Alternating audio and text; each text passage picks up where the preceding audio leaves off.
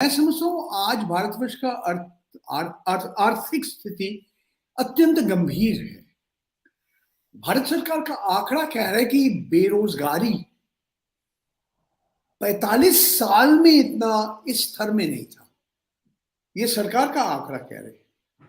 और अगर आप एक निजी संस्था है CMIE, centre for monitoring Indian economy, उनका आंकड़ा अगर देखेंगे वो कहेंगे कि 40% लोग नौकरी ढूंढना ही बंद कर दिया है। इतना बुरी हालत है। ये बेरोजगारी की बात है।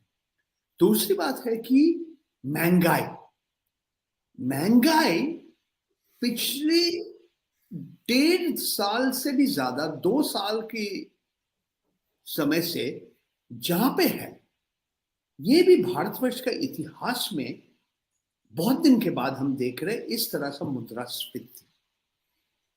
और इसके ऊपर सरकारी एजेंसी अंकुश नहीं लगा पाया। बहुत कारण है, कच्चे तेल का कीमत बढ़ गया, बहुत सारे कारण हैं। मगर ये महंगाई के लिए हर नागरिक का जेब काट रहे हैं। और भारतवर्ष के जो असमानता है, जो अमीर और गरीब लोगों के बीच जो एक दुराई है, जो अर्थव्यवस्था में असंतुलन है, ये और भी गंभीर हो गया। तो ये 3 विषय के ऊपर हमारे माननीय वित्त मंत्री निर्मला सीतारामन जी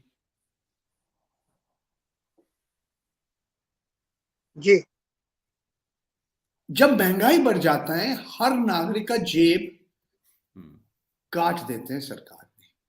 बहुत सारे कारण हैं महंगाई के लिए, मगर सरकार महंगाई के ऊपर अंकुश नहीं लगा पाया, ये वास्तव है।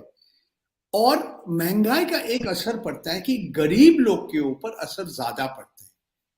और जब खाद्यान्न का दाम बढ़ जाता है मुद्रास्फीति में, तो ये असर पड़ता है गरीब के ऊपर। और इसका ये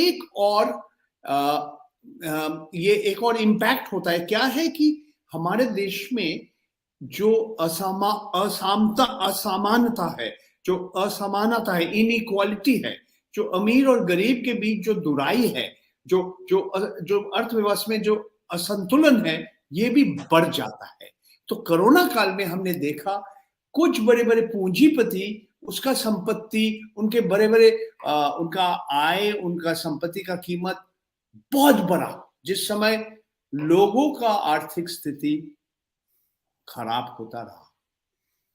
तो ये 3 जो महंगाई, आपका बेरोजगारी और अर्थव्यवस्था में जो असमानता है, इस विषय के ऊपर हमारे माननीय वित्त मंत्री निर्मला सीतारामन जी, उनका बजट में कुछ भी नहीं किया।